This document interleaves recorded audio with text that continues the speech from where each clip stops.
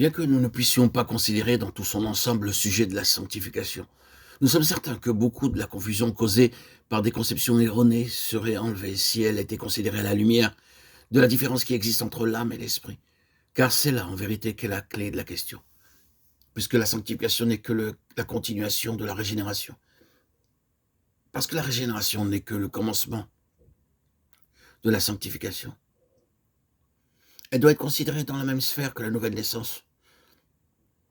Dans la nouvelle naissance, ce n'est pas l'âme, mais c'est l'esprit qui est né d'en haut, ou né de nouveau. L'âme reste capable de pécher jusqu'à la fin. Ce fait constitue la base de toute la doctrine de la sanctification, puisque le Nouveau Testament est une entière exhortation à arriver au progrès spirituel par l'ascendance spirituelle. Il reste toujours un ennemi à la sainteté dans la propre nature de l'homme, et la sainteté en nous n'est pas fixe et établie. Elle est progressive. Toute épreuve, toute tentation, tout châtiment et toute souffrance perdraient leur signification s'il n'y avait aucune base, aucune crainte de chute. L'élargissement spirituel s'est toujours fait et se fait toujours par le conflit. Il n'y a qu'un seul homme dans la nature duquel il n'ait jamais existé de mal actuel ou de péché positif. La question de la sanctification est devenue confuse parce que l'on a fait de certains passages des Écritures une base dans ce sens, alors qu'ils ne traitent pas directement de la sanctification en elle-même. Nous avons par exemple le 7e chapitre des Romains et la première épître de Jean. Nous ne pouvons pas citer le texte entier, mais nous en tirons les passages les plus frappants. La loi est spirituelle, mais moi je suis charnel. Car je ne comprends pas ce que je fais, je ne fais pas ce que je veux, mais je fais ce que je hais. Je sais que ce qui est bon n'habite pas en moi, c'est-à-dire dans ma chair, parce que j'ai la volonté de faire le bien, mais je n'ai pas le pouvoir de l'accomplir.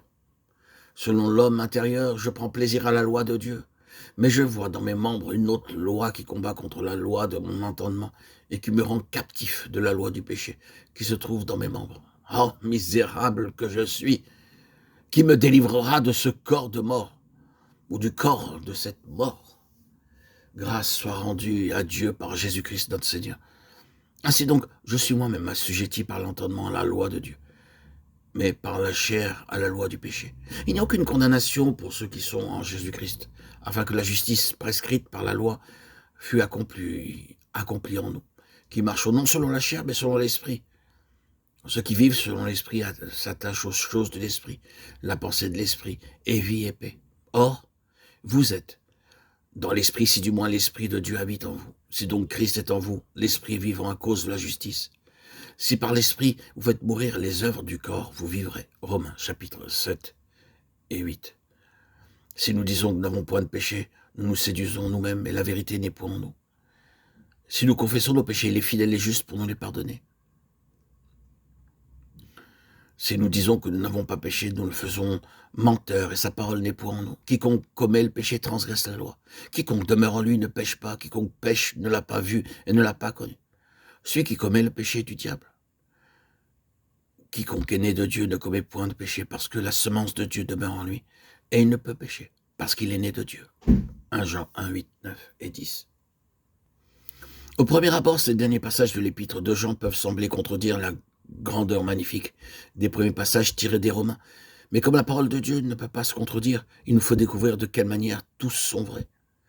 Il nous faut répéter avant tout que ces passages n'ont pas été écrits en premier lieu en rapport avec la sanctification.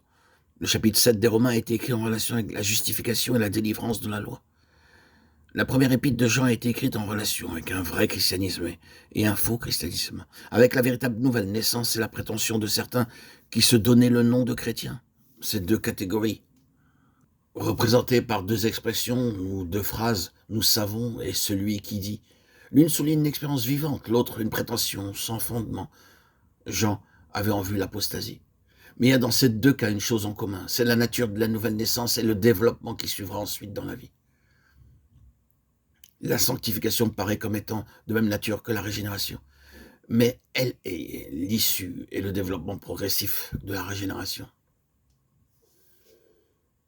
Nous ne pouvons donc pas lire le chapitre 7 des Romains sans continuer par le chapitre 8, et nous ne pouvons pas lire la première épître de Jean sans remarquer tous les termes qui la gouvernent, tels que marcher, demeurer, faire,